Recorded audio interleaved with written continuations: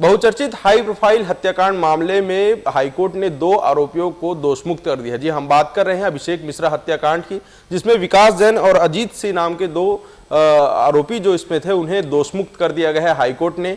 भिलाई में यह हत्याकांड हुई थी। इसके बाद जो है ये मामला जो है काफी लंबा चला, बहुचर्चित रहा, क्योंकि शंकराचार्य ग्रुप के डायरेक्टर थे अभिषेक मिश्रा, जिनकी हत्या हुई थी।